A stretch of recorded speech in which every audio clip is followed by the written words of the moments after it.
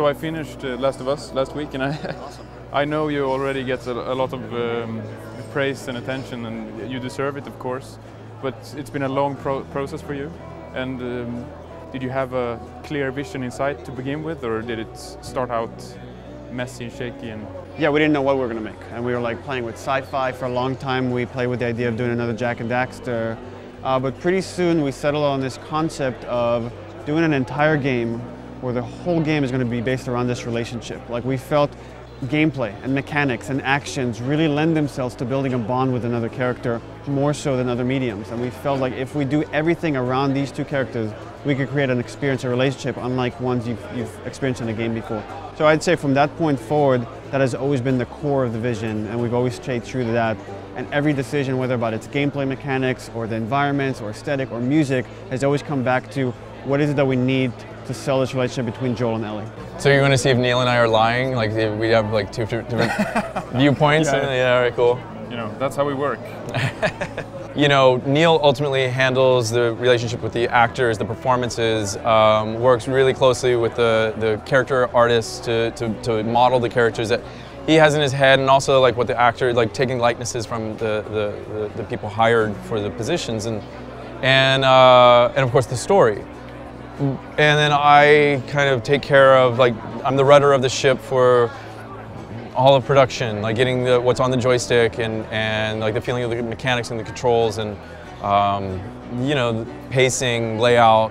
But it really has to be a relationship between Neil and I where we have to see eye to eye on everything. So it starts in this little cave that we have, that we just sit in there and look into each other's eyes and talk about ideas. I mean, it really is us bouncing off, like, what would be fun? What would be fun to play right now? What's a little moment that we feel is interesting for characters and turns of characters? And, like, you know, we've done a lot of research on story, and we went to a Robert McKee seminar like years ago together, and from that came a great relationship and a respect for story and how many parallels there are, and like conflict propelling a scene, like creating a, you know, like motivations to get the characters, like through obstacles, the gap between expectation and result. These are all like tools used in good script writing and good story, period. And we said, like, wow, how amazing this is that this is really gameplay.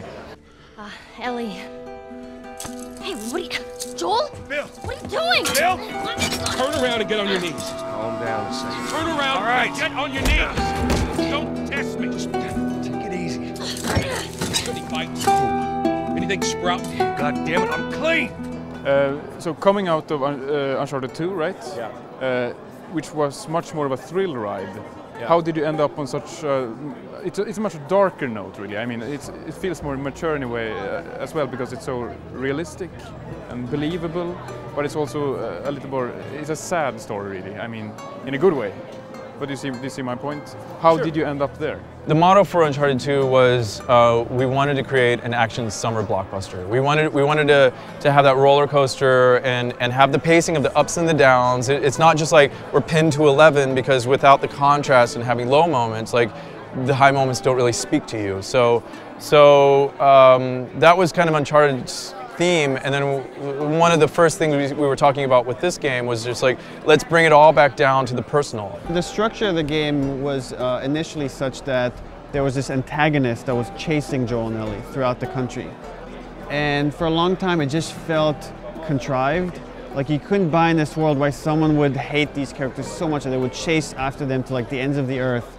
And once we said, okay, we really like these characters, we really like these moments where they're chasing, and we would cut back and forth between Joel and Ellie to this character, and you'd see the kind of, the idea that you can't escape your past, and this character is coming after Joel. But once we took a step back and just removed that character, and the structure totally changed, it felt like, this feels much more right. This feels much more just these two characters on a journey. It doesn't need this Hollywood kind of structure to sell it, and it just, everything fell into place. Did you ever feel limited by the genre or the game mechanics or the game, you know, around this? Oh, all the time, because, you know, we wanted to make such a grounded experience in a real world, even though there are these infected, and, you know, the temptation is always there. And you see this in all these games where no matter how serious the tone is, we go what we call gamey.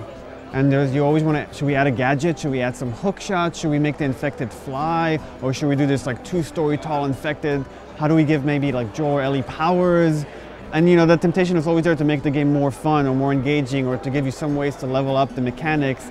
But you know, it took like a lot of like discipline to say no, and like no, like and a lot of times, you know, like I was saying, we would put stuff in the game and then take a step back and say, is this what we need? And if the answer is no, we would have to cut it and remove it and find the fun, find the flow within those mechanics that are grounded in the characters. Playing through the adventure and seeing how different people are surviving, you kind of ask, like, do the ends justify the means? And that goes for Joel and Ellie, and how their perspective on things. Like, they're not necessarily good or bad, they're flawed humans. And I think that makes them more likable because I can relate to them, because everybody I know is flawed just like I'm flawed, and that like kind of makes everybody more endearing, because I do that too. I kind of mess up, you know, okay.